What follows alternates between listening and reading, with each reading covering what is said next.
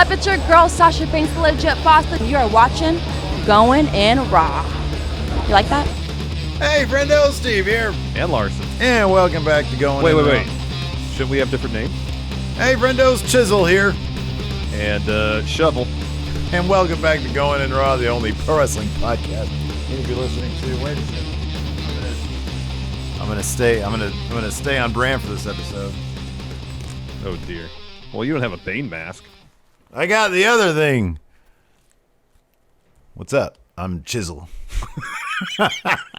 And welcome back to Going in Raw, the only pro wrestling podcast you need to be listening to right here at youtube.com/Steve and Larson. Available wherever podcasts can be found. And of course, found live at Twitch, twitch.tv/Steve and Larson.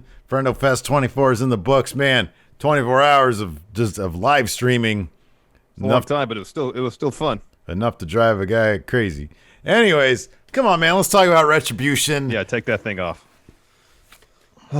So there's a lot of confusion in my mind. Beyond the silliness of their names, unless there's a swerve where someone like Shane signed them the contracts for some grander purpose. Why would anybody in WWE sign them to a deal, much less just have it happen essentially off camera without building to that moment? All right, so you're sort of hopping in media rest right now. Basically, for those of you who might not have seen Raw and rely on us to tell you what's going on at the head of Raw, it was announced that Retribution had signed... Right at the beginning of the show. Had signed contracts with WWE. Yeah, Larson, please, go ahead. So one of the things they were hammering home all night is now that they had signed their contracts, they pretty much had free reign of the place. They could do whatever they wanted. These are lucrative contracts. I mean, take Jeff Hardy's 5-year deal. That's nothing. Rey Mysterio's 3-year deal. Nothing. Nada. These are huge deals. Full Hogan creative control level deals. Yeah, here's the thing. It's not just money. It's freedom. They can do whatever they want, allegedly. That's what they kept on saying. It's like if But here's the thing. If they were there without contracts, they're illegally trespassing. Why did nobody ever think to call the police on them? Why was it just Adam Pearce constantly berating 4 security guards to do their job? Mm-hmm. And then they come and they break shit.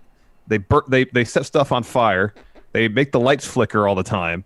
And because of that, they earn contracts. I got 2 words for you, Larson. Brass ring. That's what they were doing. Vince loves chaos. That's what he loves. He loves when people really go out of their way to show their ambition, and he likes to challenge the superstars. He likes people to take control. That's what Retribution's all about. Oh, yeah, I love these guys. Let's sign them to huge deals. They could do whatever they want. Full creative control. I said, unless there's some swerve down the line where they were signed by somebody to bring chaos to WWE, so there could be some sort of I don't know why, some takeover thing. I don't know. Just on face value, hey, there's this group that's causing chaos, ruining the show, sometimes quite literally, in terms of the enjoyment factor of us as fans. And yet they are bestowed contracts. Why? Oh, that's the least. That's because it's... That's a story. I mean, here, it's not so much that they were given contracts in my mind. That's something you could build to. Oh, yeah, that's for sure. And seem impactful instead of just, here, show opens, they're all signed to deals. So we had a question right before we started rolling. Is this Dijak, Dio, let's just take the 3 that were in there today. Dijak, Shane Thorne, and Dio Madden, and then obviously Mia Yim had a promo. And Mercedes was out there as well. In continuity, assuming NXT is in the same universe, I feel like chances are in kayfabe, these are people who are already signed developmental because they've mentioned that before. They said, hey, we're part of the Performance Center. They started doing their Retribution thing sometime after getting a call-up and being in call-up limbo. And came and sort of reimagined themselves. I mean, I don't know. WWE, their universe sort of exists in a weird place between reality and full on make believe. Like they reference things sometimes, depending on what suits their vision. So you're right. Would it have been nice to have explored the journey of Dominik Dijakovic, bringing these people together from NXT and formulating a manifesto for them to then take and use as leverage, use their destruction and chaos that they sow, use that as leverage to strong arm Vince into giving them a contract. Yeah, that'd be great, but there's zero continuity between NXT and main roster, and I've given up looking for it. Even if they want these characters to exist outside of what was presented at NXT, hit the reset button, start fresh on the main roster. That's fine. You can still have the latter half of the narrative you described. They come up, they cause so much destruction, so much chaos that for some reason they're, whether they win a particular match, like it's a thing at Survivor Series, they win that, and therefore they kind of get, keys to the kingdom to a certain extent. Whatever the case it is, there's a story there you can tell with them that leads to their permanent residence on Raw. It goes back. The whole time they're presented as interlopers, as intruders who aren't welcome. And then suddenly they're signed to deals. It just doesn't make sense unless there's a story behind it. And we've seen far too often where WWE skips from like first act to the middle of the second. Yeah. Regardless if it usually doesn't make sense. And you're just left there watching this thinking, okay, well, why? And then they just move along with it in like 2 weeks' time. It's just so ingrained in what they do that they never go back and visit it for whatever reason. Anyway, sorry, go ahead. No, you're right in that it's lowered expectations for storytelling, which mine have become. And it is weird. We talked about this a little bit, the general concept, when we did our live Money in the Bank 2011 review during Friendo Fest 24. We talked about how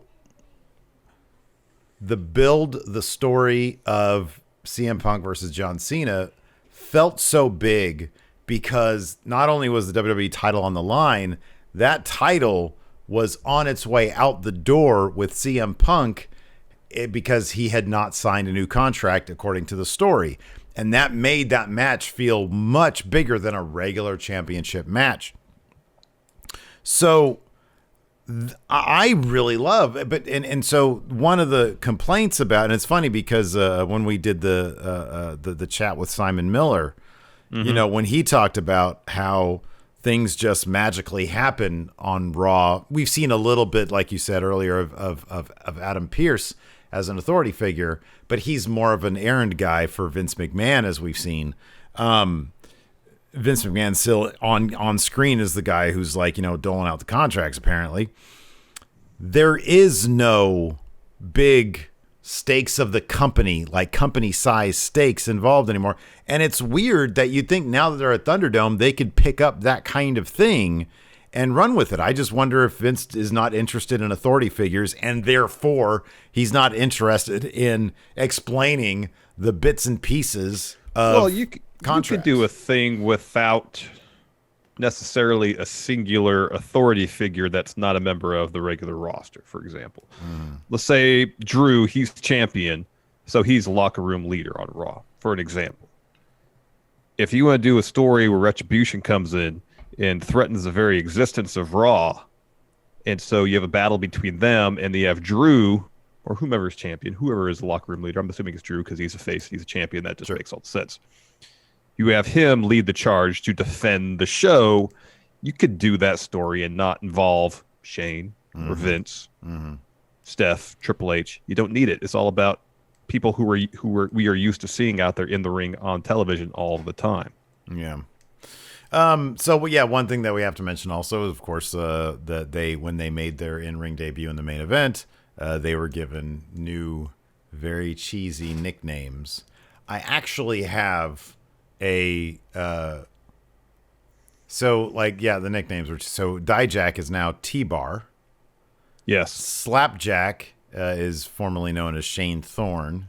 Why isn't Dijak Slapjack? Really should SLAP-JAK. JAK. Dijak, slapjack. Dijak, slapjack. Slap It makes ass. all this. It makes all the sense. So you're gonna say slap ass.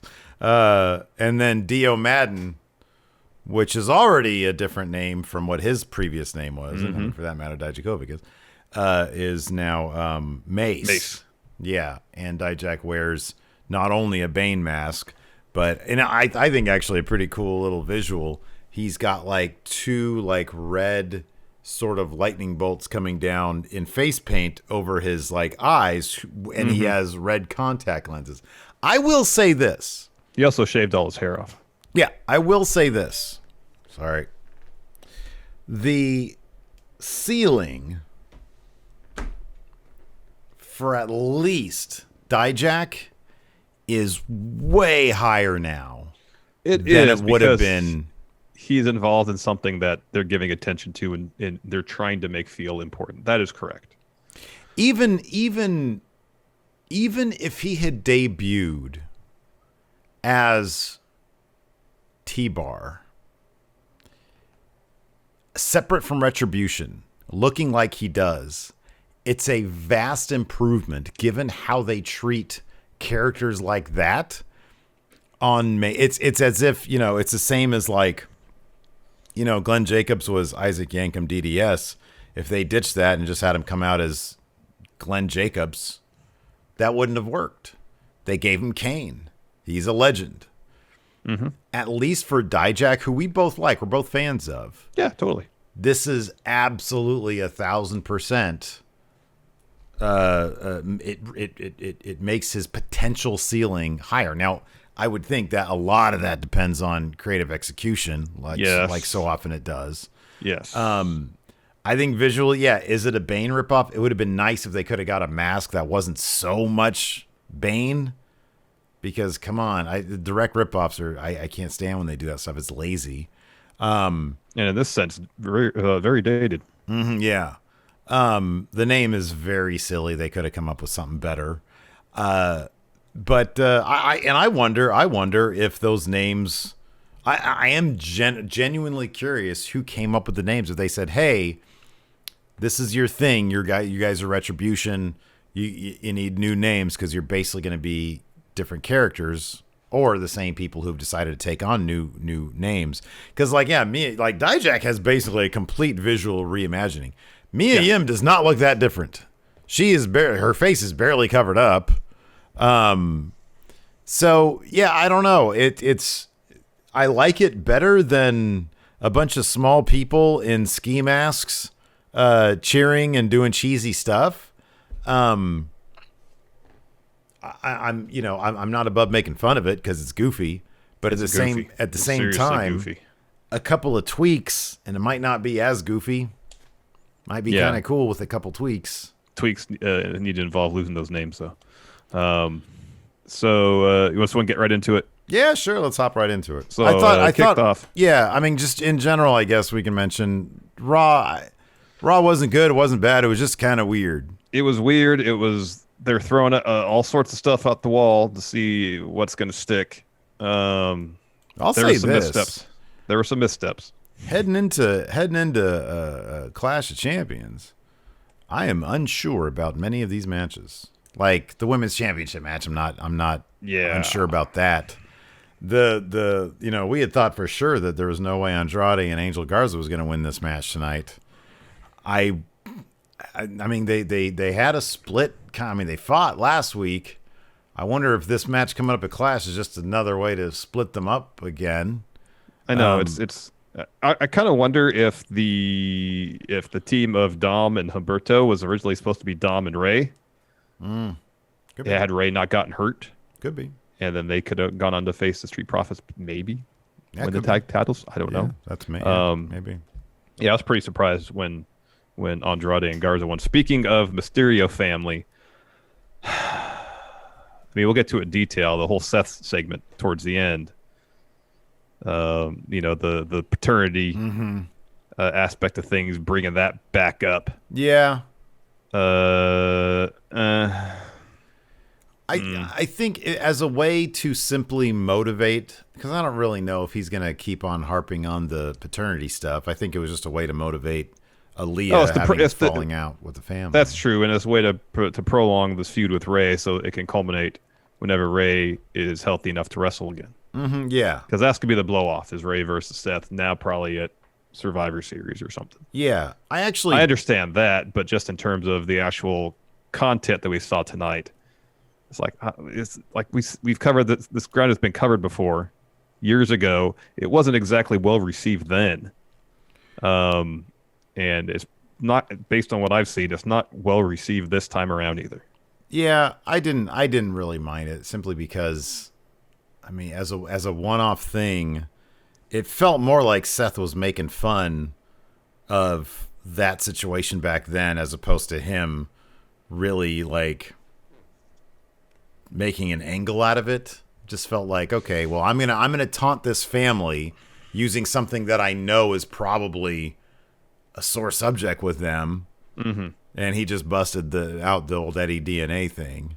Yeah, I mean, I thought Seth's performance was really good. I thought his performance was really good too. Was really good. Yeah, I just didn't know if that was exactly a strong tack to take with it. Personally, yeah, didn't bug me that much. All right, before we continue, here's a word from the sponsor of today's episode, Indochino. Finding clothes that fit you just right can be incredibly challenging, but with Indochino, you can get custom-fitted suits, coats, and casual wear at surprisingly affordable prices. Yeah, I imagine I'm like a lot of guys out there who are kind of in between sizes. I can't tell you how many times I bought a pair of pants that fit great around the waist, but were a little too tight around the leg. But after booking a virtual style consultation at Indochino.com and sending in my measurements, I got a great pair of pants that fit perfectly at a great price. Now I know I got pants I can wear for basically any occasion that look great, and I didn't have to spend a ton of money to get them. Yeah, I got a dress shirt that fits great and looks amazing through Indochino without even having to leave my house. With Indochino, you get to customize everything from the fabric to the lining to the lapel shape.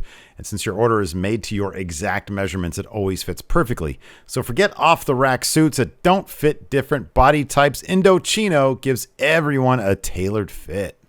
Visit one of Indochino's showrooms across North America or book a virtual appointment and shop online at Indochino.com. And right now, you'll get $30 off any purchase of $399 or more when you enter code RAW at checkout. That's Indochino.com, promo code RAW.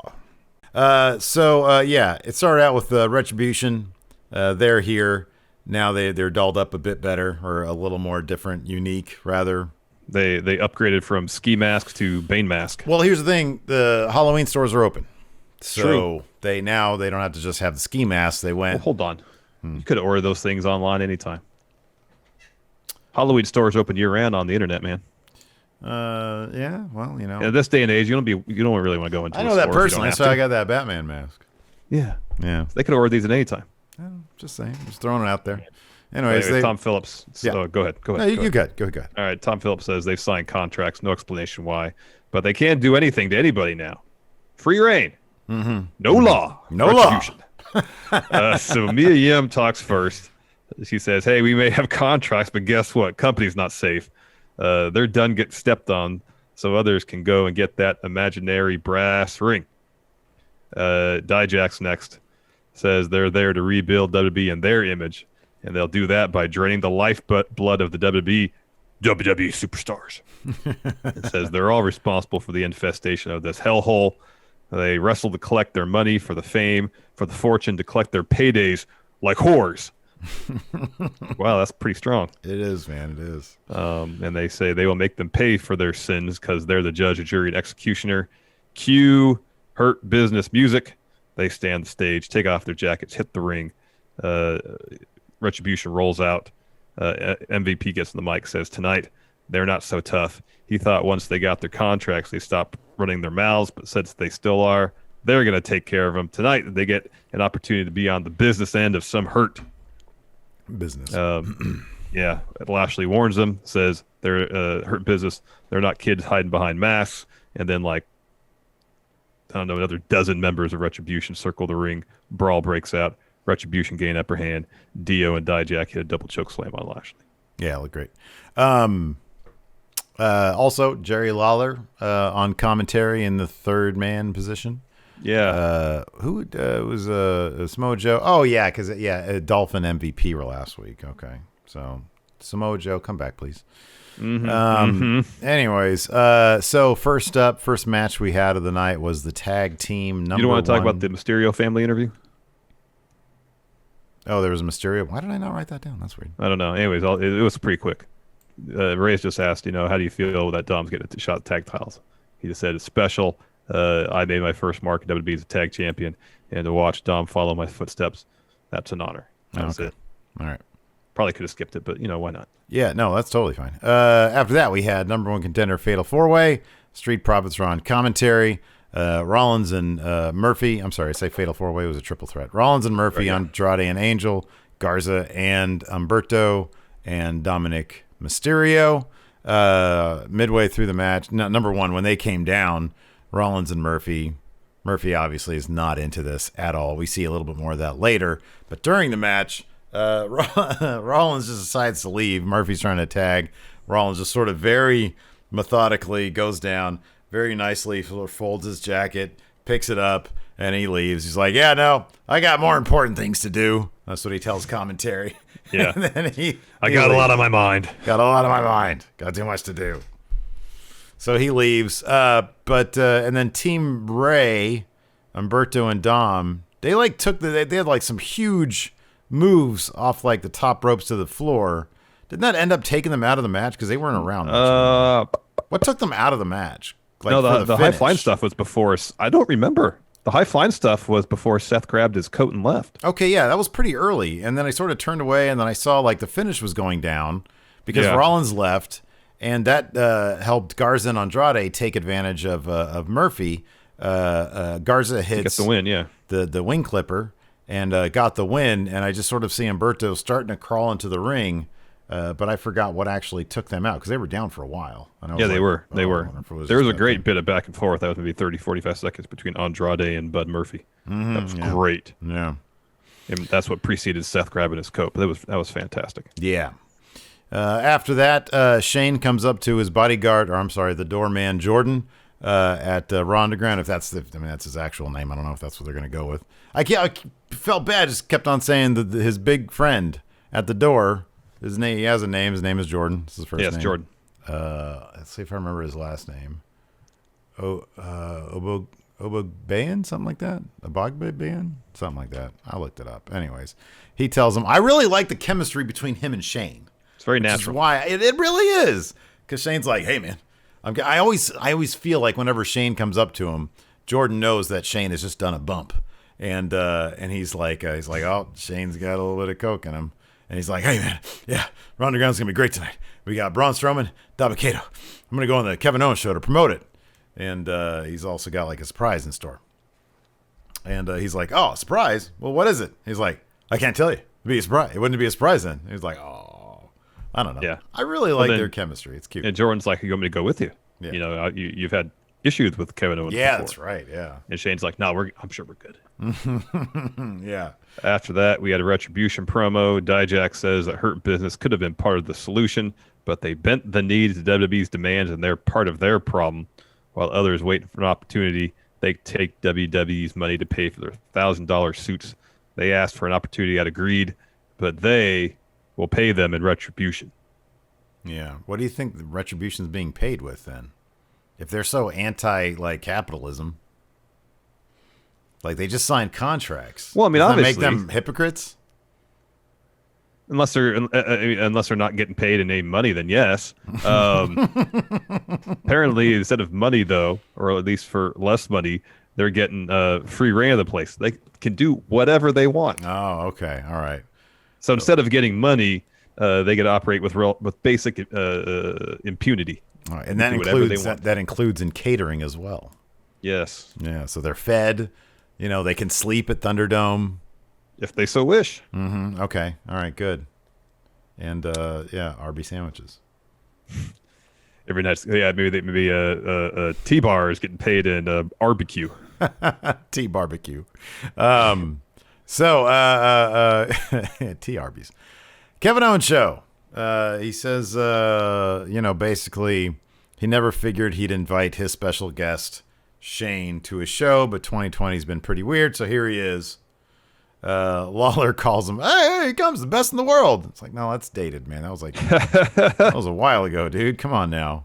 Anyways, Kevin Owens and Shane dance around their history a little bit, which I appreciated because they're actually acknowledging it. And the tension, the in kayfabe tension, is still really thick between these two. Mm-hmm. And I love how it plays out. And Kevin Owens is like, you know what, though, man? That's water under the bridge. That's all in the past. This is about promoting something bigger than our problems, Raw Underground. And Shane's like, yeah, that's right. The Battle of the Behemoths. And he talks up Dabba Kato. And he's and I'm just thinking to myself, if Dabba Kato, because Dabba Kato, and he says, oh, by the way, here he is. Or because he's telling Kevin, he's like, you've met him before. You know what he's all about. But yeah. And he's like, and this is my surprise. Here's Dabba Kato. And Kevin's like, oh, you're bringing a surprise onto my show without telling me this. I'm looking at this big dude. Larson, if this guy showed up on Vince McMahon's doorstep in 1992. Oh, man. It would have been immediate WrestleMania main event, right? Yeah. Yeah. Whatever Diesel did, this guy would have done. I was thinking like a combination. You got Diesel, you got Yokozuna, you got Giant Gonzalez, all in one package right here. Yeah. I did like that Owen said after Shane introduces Dabba Kato when he comes out. It's like, oh, really? I invited you here, Shane, because I knew Dabba would be here. And he says, Owen's up to him and says, Dabba, you're here. I want to let you know that at some point we're going to fight. We're going to do this. And he slaps the crap out of Dabba Kato. And before Dabba Kato can get his hands on him, Owen says, oh, Braun's coming down. Braun hits the ring. Shane's like, hey, everybody calm down. This fight will only happen at Raw Underground. And while Shane is trying to keep them apart, Alistair grabs Kevin Owens by his ankles, pulls him down, and then rams his front area into the ring post thrisely. Yeah. But why the hell is Alistair Black still wearing that thing across his eye? In 2 matches, he's taken it off. Yeah, it's symbolic of the fact that he lost his eye at one point. But he didn't. His eye's still there. His eye's still there. I don't know. Like it represents a failure, I guess. I don't know. Watch his Instagram stories. I'm sure there's some info there. He had a really cool video. I didn't really pay attention. I heard something about his dad, but the cinematography was really good. Yeah. Well, I mean, if he's going to wear it. If he's going to take it off, obviously he doesn't need it. Dude, Alistair Black is just so clearly being shoehorned into a thing that they're never going to let him win. I can't stand it. I really can't. But, it is what it is. Yeah, even the attack tonight was lame. Like ramming his dick into the corner. That's like juvenile. Anyways, backstage, Drew McIntyre is asked about... what was that first question he asked that he said no comment or something like that? Was it about Retribution? I thought the first question is like, are you concerned about competing with your broken jaw? Oh, okay. Okay, no, that's what it was. And he said... And he just goes, yes, I am. Yeah, okay. And then he's asked about the friendship with Keith Lee. Yeah, and he basically says, what we have is business, not personal. We're going to have drinks after their fight. And then he looks in the camera very menacingly. He says, I'm going to buy our drinks or something like that. Because I'm going to win. Yeah. After that, backstage, Retribution were attacking Umberto and Titus and a couple of extras. Okay, before we continue, here's a word from the sponsor of today's show, forhims.com. Hey, Larson, is that hairline of yours moving backwards? Because 66% of men start losing their hair by the age of 35, but I'm here to tell you that the best time to prevent even more hair loss is to do something right now while you still have some follicles on that dome of yours. Well, Steve, thanks to the wonders of science, hair loss can be optional. It's time to write a new chapter 1 where you have hair. Hims helps guys be the best version of themselves with FDA-approved products to treat hair loss. Hims connects you with licensed medical professionals online. All you got to do is answer a few questions to see if FDA-approved hair loss treatments are right for you. If approved, products are shipped directly to your door. That means you can say goodbye to awkward in-person doctor's visits and long pharmacy lines. Today, Hims is giving you their best offer yet. If you're not happy with your results after 90 days, Hims will give you a full refund. And right now, Going in Raw listeners can get their first visit absolutely free. Go to forhims.com/GIR. That's forhims.com/GIR. Full refund of price paid available for first 90-day supply. Refund requests must be made between 90 and 180 days after product shipment delivered. Prescription products require an online consultation with a medical professional who will determine if a prescription is appropriate. Restrictions apply. See website for full details and important safety information. Remember, that's forhims.com/GIR. And then next we had Keith Lee versus Drew McIntyre. Another really fun match that didn't have a satisfying ending because Randall Keith Orton got involved. Yeah, we knew like this was going to happen. Yeah, I did like the bit where Keith Lee clocks Drew in the jaw, and Drew's really selling it. And Keith Lee pauses as if, I'm not sure if I really want to keep doing this to my friend. Yeah, that's good stuff. It was good. I mean, then eventually after that, I think he clocked him in the jaw twice more. Yeah. And then he eats Claymore. And then right as Drew gets up from Claymore, Orton's in the ring, hits him with the chair a couple times, and then rams it, like stands over him, and pushes the chair into Drew's jaw.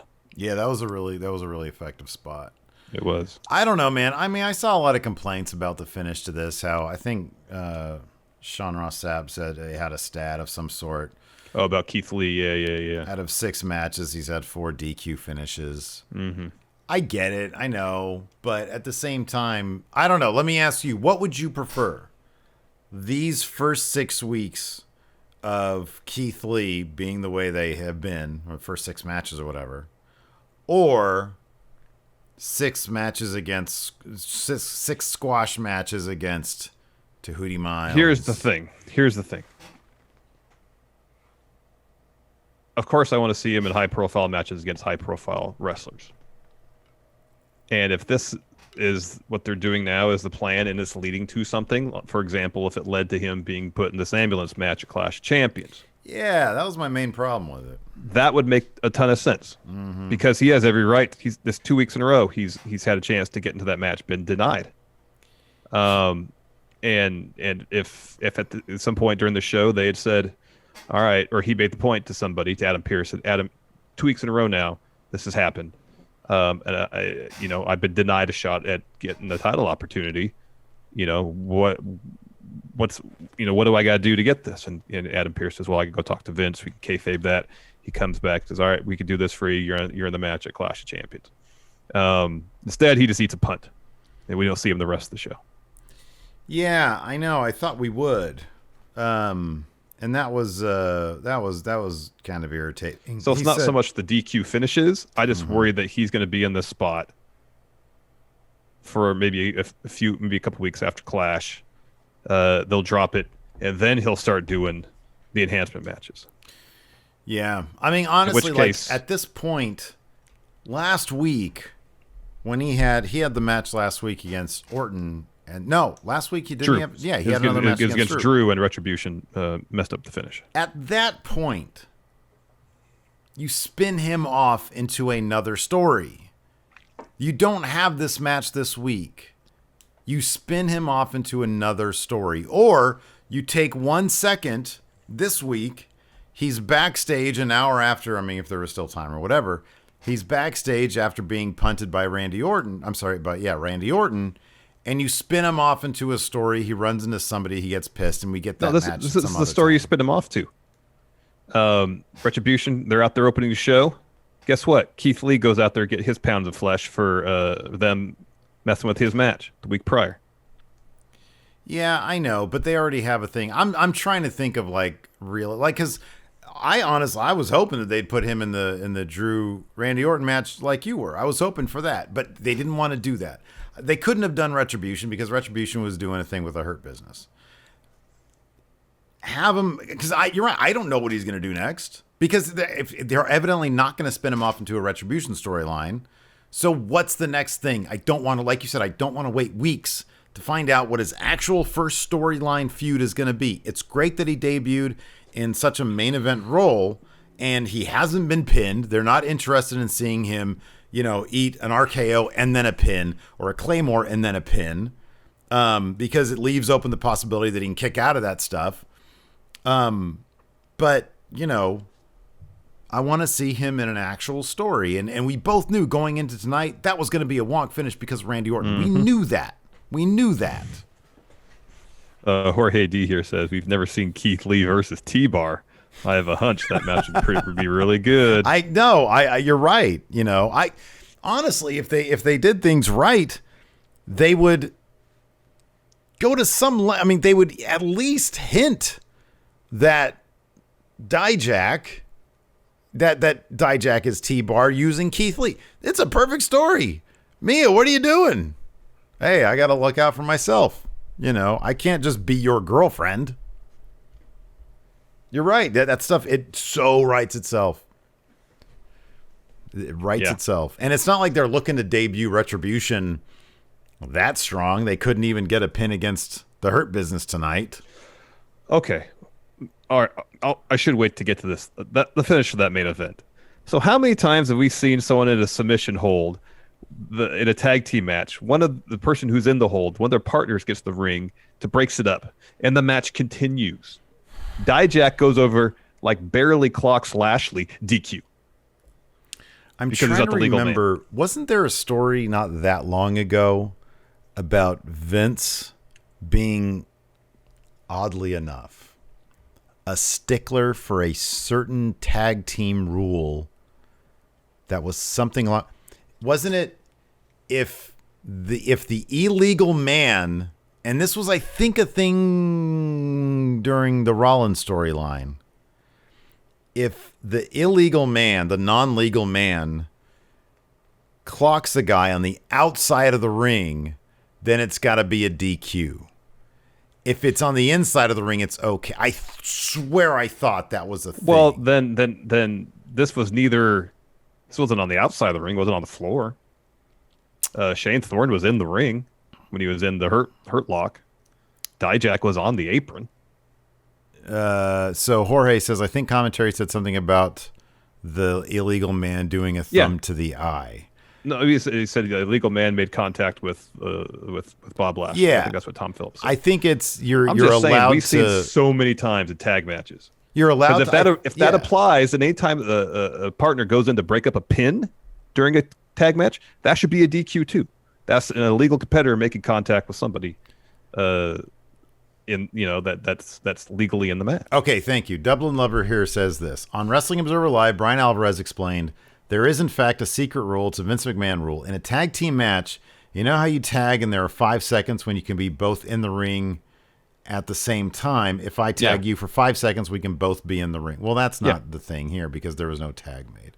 I don't know. I similar to that though, I could see how Vince would have a weird thing. Look, I don't disagree with you. I think that the trope of the non-legal person coming in and breaking up a pin and that not being a DQ, but what we saw tonight being a DQ, I just understand that there's a difference evidently in Vince's eyes. Well, I mean, there could be a difference in his eyes, but when I'm watching that, there's a disconnect because how many times in the many years I've watched wrestling to see someone break up a pin with a boot or break up a submission move. So Dublin Lovers here says, Vince is adamant. He continues with the Alvarez quote. Vince is adamant that this is enforced. If you're legal, you're allowed to hit the other team's illegal man, but the illegal man cannot touch the legal man. This must be a new thing because this has not been historically enforced in WWE. Well, yeah. Okay, but how does that relate to the illegal man breaking up a pin? Because we've seen that before in a WWE ring. Yeah, I know that. No, that's I'm asking about the general logic of what Vince's rule here is. That's why I said this just has to be a new thing. And then Jorge says, I think you're allowed to break up a pin once in a tag match. Durableek says, you're thinking of when Seth was in the trance and Ray hit, in the trance. And Ray hit him while he was on the apron, and Seth came in, and they called it a DQ. I think you can only break up a pin if you are the illegal man. I think there's a difference to breaking up a pin and doing what happened today. Yeah. I mean, I've seen in tag matches before where someone's in like a sharpshooter in the middle of the ring, the person who's in the move, their partner comes in and breaks it up, and there's no DQ then. Thurgood says you're only allowed one breakup. I don't know, man. I don't know. I kind of understand the difference, but I don't disagree with you. I did think it was a crap finish. It was a crap finish. Yeah. It was a crap finish. Like, if the Retribution's strong or they're not. I know. There's that, and that I don't know. It's. I understand. We've said this many times. WWE rulebook is a sketch pad. I would just like some level of consistency. You know, this is like a new Vince rule, and he's going to consistently enforce it. Fine. Yeah. I just know in, you know. So yeah, Jorge D says the tag rule about breaking up the pin is that each member is allowed to break up a pin once in the match. Yeah, but I've also seen people break up submission moves with the ref there watching it. Maybe you can break up and not be a DQ. Maybe you can break up a pin or a potential tap out. I don't know, man. I know, but I mean, at no point was any member of Retribution in a pinfall predicament. I don't think, much less. I don't remember anybody coming in and breaking it up. So they should still have their one breakup left. I don't know. I don't tell you. After that, yes, Randy Orton had a promo. Yeah, he had a promo, and basically he talks about, he goes to the ambulance and he opens it up, and he says, I took a ride in this very ambulance a few weeks ago because I got not one, not two, but 3 claymores. He's on the ride to the hospital. I could hear the sirens blaring. I was fading in and out, and I just thought to myself, this is what it feels like to be taken out by the Legend Killer, by me. This is what Christian, HBK, all those others felt like when I kicked them in the skull. And as I came to, I smiled because I remembered exactly what I am capable of. I remember what it takes to become WWE champion. I thought it was a really good promo for him. It was a good promo. It was. Sorry, I'll go back to this. Freedom KME says Shane Thorne totally grabbed the rope and the hold wasn't broken. Yeah, they were in the corner. Yeah. That move should have been broken up to begin with by the ref. It was a bad finish. It was a terrible finish. All right, before we continue, here's a word from the sponsor of today's episode, NordVPN. Sometimes the internet can be a great place, but it can also be very scary, full of hackers trying to shoot on your personal data. But you could protect yourself with NordVPN. NordVPN offers double data encryption and lets you browse the web in private because NordVPN prevents data logging. In fact, NordVPN will never track, collect, or share your data because they have a strict no logs policy. And NordVPN is compatible with most operating systems, including Windows, Mac OS, Linux, iOS, and Android, and offers 24/7 product support and a 30-day money-back guarantee to ensure your satisfaction. NordVPN also has a super handy and user-friendly Chrome extension and provides unlimited bandwidth on super fast servers with up to 6 simultaneous connections. And right now, Going In Raw listeners can get 68% off NordVPN, only $3.71 per month. Plus, you get an additional month free at nordvpn.com/raw or use coupon code RAW. After that, we had an Asuka interview, and she was asked if Zelina Vega or Mickie James is a bigger threat. Mickie James didn't seem to be much of a threat last week. So anyways, Billie Kay interrupts, even though, according to Dave Meltzer, she was supposed to be written off TV. Then she says, basically, she sort of does her own Asuka impersonation, I guess. And then she says, what if these people can beat you, or maybe this person can, and it's Peyton Royce. And Asuka's like, wait, are you guys still like a thing? And she's like, look, just because we can't be a tag team doesn't mean we can't support each other. So is Billie Kay going to be like Peyton's manager now? Better than being written off TV, I assume. I guess. I think. Yeah. Yeah. I don't know. Anyways, Peyton says you might not be champ after Clash. She says, and Asuka says, tonight she is ready. I am ready for you. Yeah. So the Clash, Noah's ready. Asuka, but I'm ready for you. After that, we had Zelina Vega versus Mickie James. Winner of this bout would face Asuka at Clash of Champions. Mickie James got a picture-in-picture promo. She says, I didn't give up last week. And when it comes to that Raw Women's Championship, I never give up. And she said, Zelina better back up her talk because tonight she's going to clash with the real champion. I thought this promo was actually really good. It was really well filmed. Good. I thought it was actually better than the match because these two did not have a lot of chemistry in that ring together. No. Zelina got the win. The backstabber she delivered to get the win looked really good. Yeah, that was cool. That was rad. That was a stiff backstabber. Mm-hmm. I mean, Zelina, she's not, she hasn't done like longer actual matches on a regular basis for quite a while. So yeah, I don't expect it to be all hunky dory, but yeah. So Zelina will face Asuka at Clash of Champions. More on that later. We cut backstage. Hurt Business is Braun with Retribution. MVP, he was pretty good here. He's like, oh, we live for this. We could play this game too. Yeah, I love it. Next, we had a Bianca Belair video package, and there was that dude that came in to check on Sasha last week after Bayley hit her with the chair. Was that the same guy? Was that him? I believe this is the same guy. Yeah, okay. And so he's doing various exercises at the gym. Bianca Belair is there as well, and she's doing more of them than this guy is. I liked it because I think it means that they've got, whenever you see vignettes like this, you're like, oh, cool. They're going to like re-debut her, It's like they're actually going to roll with what they should have been doing in the first place is she's the EST. This is, honestly, dude, they need to do one of these that directly mimics the Mr. Perfect videos. Mm-hmm. That would be rad if she just does a bunch of like perfect things like that. But she's terrific. After that, we had Cedric Alexander versus Apollo. Or at what point? I know at some point they had the 24/7 stuff. Where was it? Was it here or was it later? Yeah, it was here when they were on the beach. Okay. I knew at some point I didn't write that stuff down because I was like, my computer. It didn't really make much sense either. No, there was no real payoff.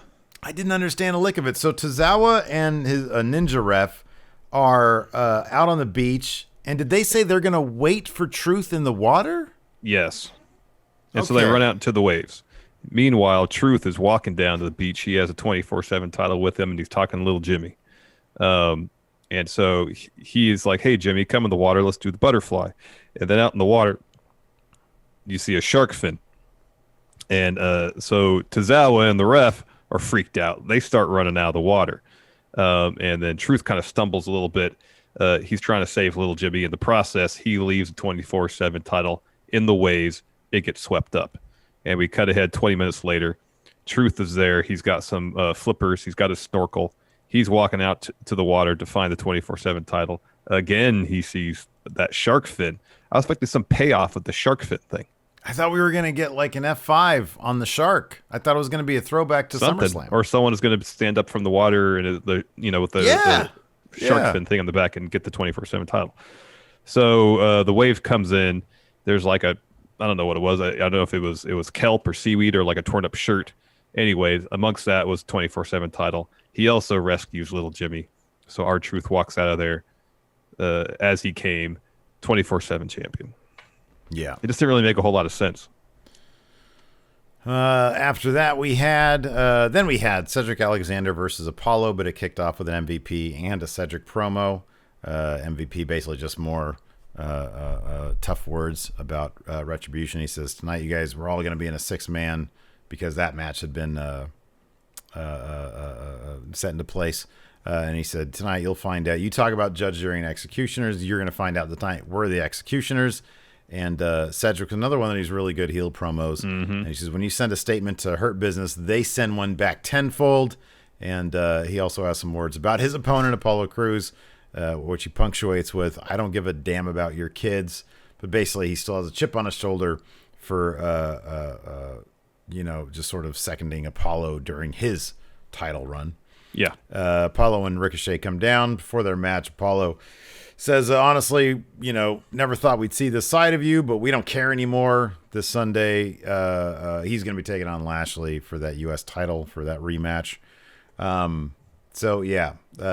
have a match. Apollo starts out pretty strong. In the end, he gets a roll-up on Cedric because of like a distraction from Ricochet. Correct.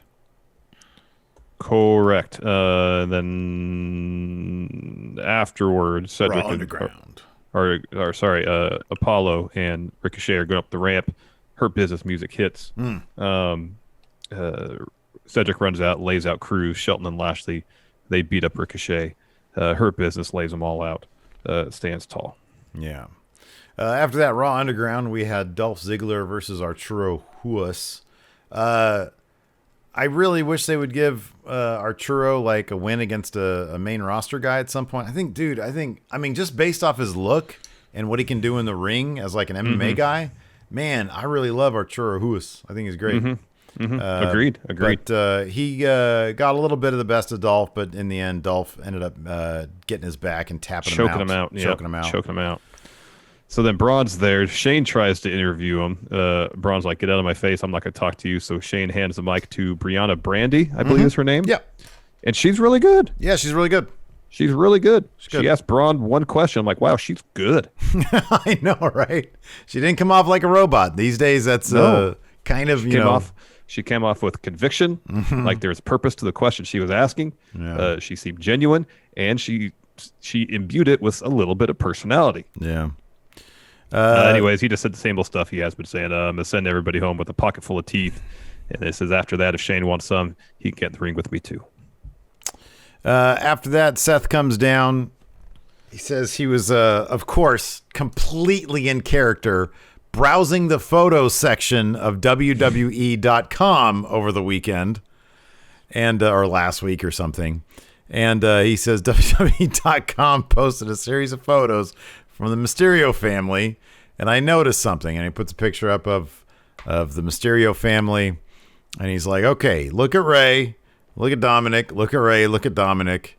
And he's like, that doesn't seem possible. So he had someone do some investigating. I like the Mysterios to come on down because I've got something very important to tell them. And the Mysterios come down. Ray's like, Seth, we intend to give you a beating just like we beat Murphy. And he says, you know what, man, I've actually come to really respect your family, tu familia. He says, I'm inspired by you guys. You overcome adversity together. That's why you deserve the truth. I have the results of a DNA test. We need to get to the answer, Dominic, to who is your father. And he says, Rey Mysterio, you are not the father. And he starts cracking up. And then he's like, you know what, man, maybe it's not Dom, that's not your son. Maybe it's Aliyah, that's not your daughter. And I think that at that point they throw to the footage of Aliyah gently caressing Murphy. Yeah, when he got beat up. Because Seth's like, oh, I have concrete evidence that Aliyah is not your daughter. They cut to that footage, and he was like, what?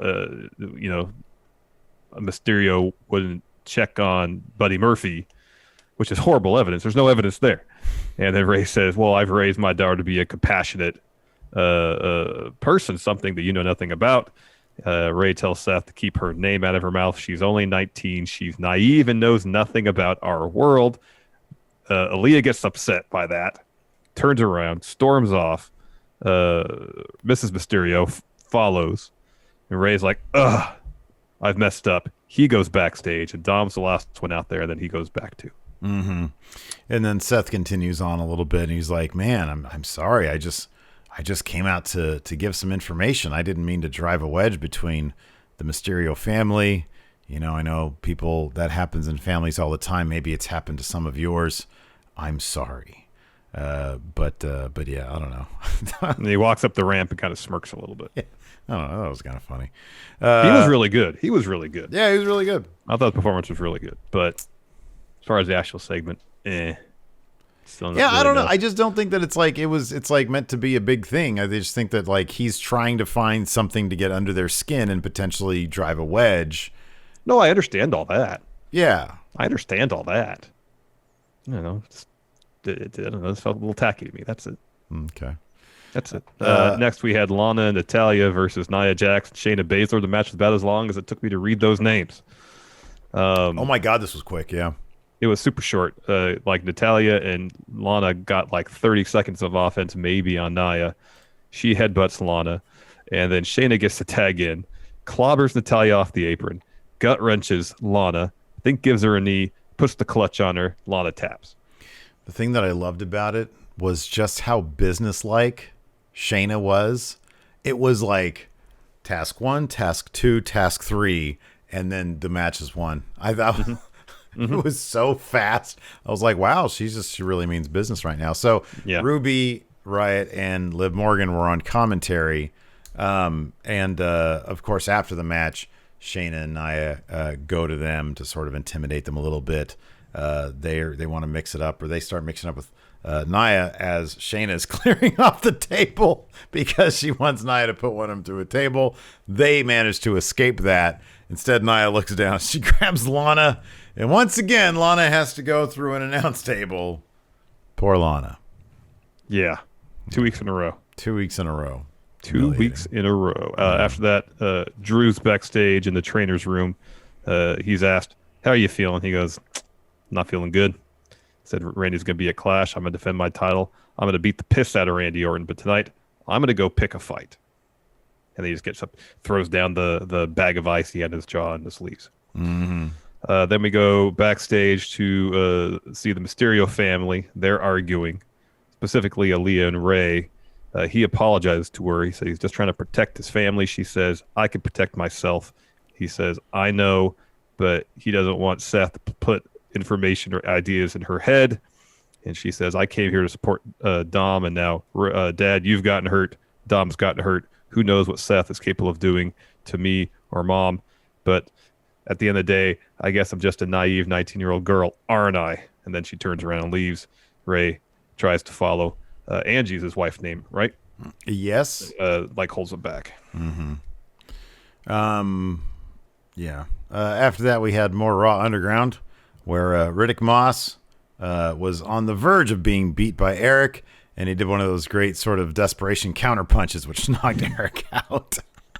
I actually kind of like that. I liked it because it's a Raw Underground guy, Riddick Moss, finally beats a main roster guy, Eric.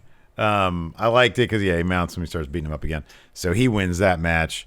And then Shane tries to get what was her name? Brianna? Was it Brianna Brandy? I think. Brianna. Yeah. Okay. Brianna Brandy. Yeah. To interview Dabba Kato, but he's too creepy for her. So he's like, "Here, I'll do it."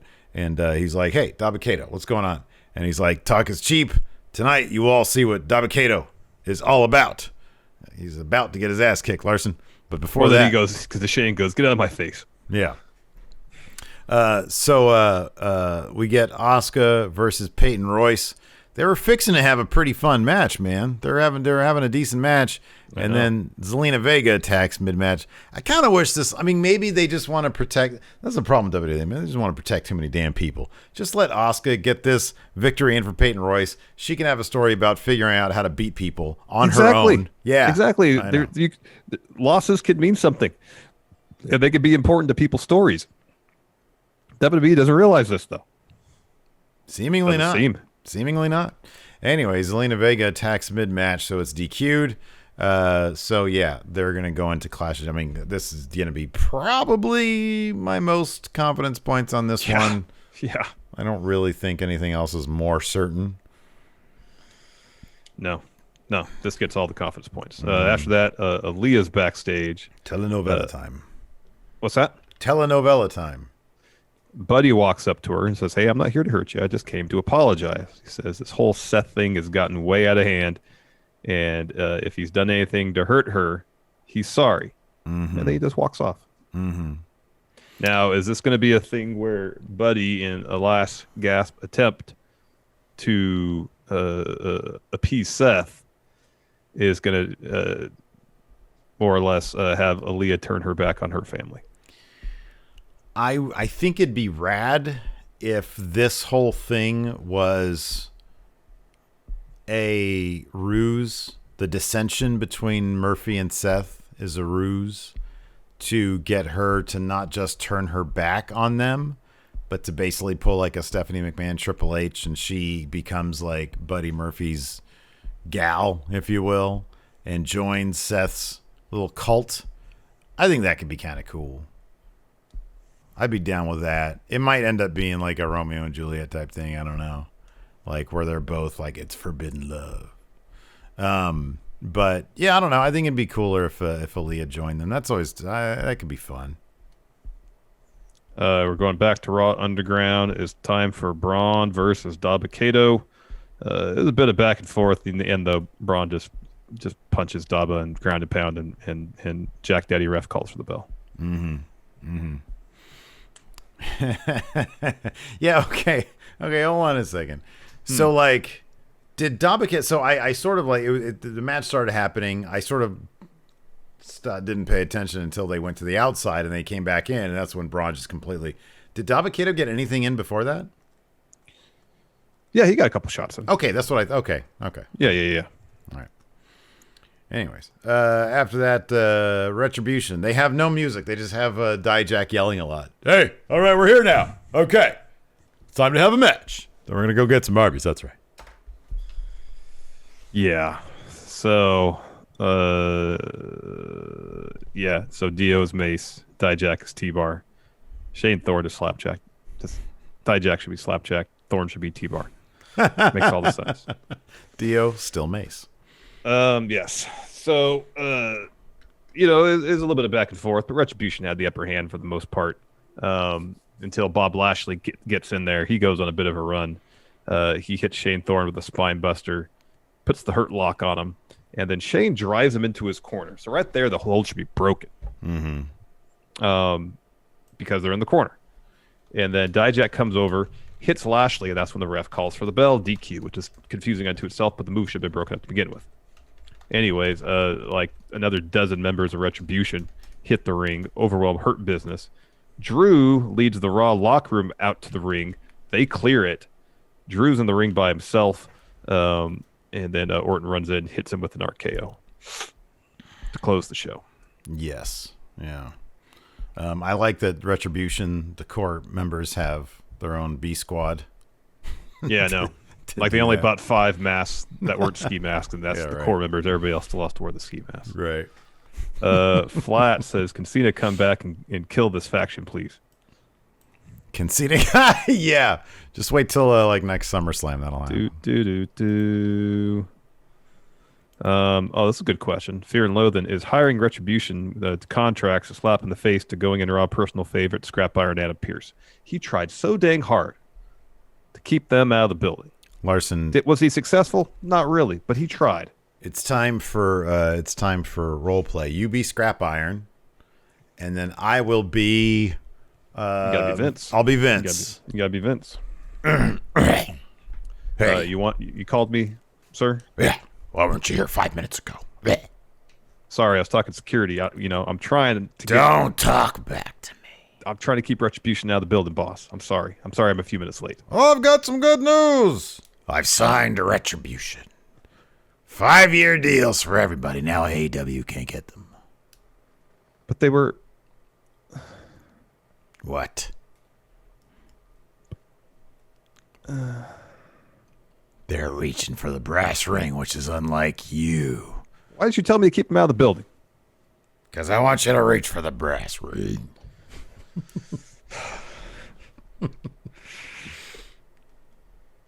Oh, goodness. Mr. Dubs, what do T-Bar and Mia need Retribution for? Didn't they have a bunch of title shots and takeover matches? Yeah, they've had some decent success in NXT. You know, that is like one of the biggest missed opportunities here is to see why some people who clearly had opportunities. You could do the whole where you're sort of straddling the line between, real and fake.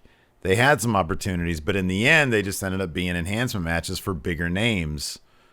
That you could totally tell a story out of that. And with that, I totally agree with you. I really do. Yeah. Yeah. You saw this. Here's an honest question, friendos. Do you think all the backlash with the music and outfit deflated Keith's push for a moment there? It looked like he was going for the title. I don't think Vince is aware of any backlash about anything involving Keith Lee, so I highly doubt it. I think if Keith Lee all of a sudden, and this is like unrealistic, but if he like popped the ratings like Sasha and Bayley do, like during his quarter hours, and Vince might have put him in this match and be like, oh wow, he's a big draw. I don't think that necessarily meant that, regardless, I don't know if he was ever in. Look, nobody's going to come from NXT and just Finn Balor doesn't happen anymore. It doesn't happen anymore. They're going to put this guy on a track, see how it plays out. And if he continues to build momentum, then eventually he will land in the spot that we all know that he really should. Main eventer, title holder. Totally. But, I mean, how long did it take Drew from hit when he got called up? A while. Took a little while, you know? Yeah. Took a while for Shinsuke to get his program with AJ, and he never won the title, and now he's like a tag team guy. So that's just how it is, man. Yeah. Jorge D. Will Retribution have a similar fate to Dark Order, where people hated them at first but grew to love them as it became a comedy act? Here's the thing. Retribution doesn't have an outlet like Being the Elite where they can get over because they're funny. And while they do reference Being the Elite, on occasion, Dark Order, well, Brody Lee is booked as like a legitimate force. Yeah, sure, John Silver is relatively bumbling. And pretty much even though he and Alex Reynolds are a really good tag team. Grayson and Uno are a really good tag team. They've won some matches. But by and large, it's really Brody Lee is, the straw that stirs the drink of the group. And he's booked like a force. Retribution, as of now, they don't have the outlet to get over because of their personalities. They're forced to have these really crazy over-the-top personalities. They were altering their voices for a spell. And I don't know if any of them are necessarily going to get booked individually like a force on par with Brody Lee. Where you kind of have the best of both worlds. You can enjoy their work as comedians on Being the Elite and on occasion on Dynamite, but also you can really, really, really appreciate them as wrestlers. Yeah, I agree with that. I think that they totally could have debuted. What if they had debuted Dijak, not as T-Bar, but as a different name? Like, it's weird, man. Kane is such a cool name. Like the Fiend, Bray Wyatt, is a cool name. Just call him Dijak. It's a cool name. Well, if they wanted to debut him as like a different character, Jack. If they wanted to do that, they could have done that. But he needs to pick up wins against big names. You know what I mean? Like debut a guy like they did with Brody Lee. I know Brody. Instead of getting his team DQ'd because he broke up a move. Yeah, I know. That was a cheesy. They couldn't even win their first match because again, they want to keep the Hurt Business strong, which I'm all about. Keep the Hurt Business strong. That's great. But I don't know. What if you did this? What if you had Retribution's first match? I mean, it was a great moment with the Hurt Business last week, but what if it was like, I don't know, the team of Apollo, Ricochet, I don't know, another face of some sort, and they're the guys that take on Retribution, and they're the guys who you have to sacrifice in the beginning, so Retribution gets a win and makes things uncomfortable. The thing about Retribution is that their numbers are immense. It takes ref bump, attack from other members of Retribution. Yeah. That's a protected loss for Hurt Business, and motivates them even more to go after Retribution. Yeah. All right, that's all I got over here. All right, that's all I got too. Thanks everybody for tuning in. Appreciate it. Until next time, we'll talk to you later. Bye.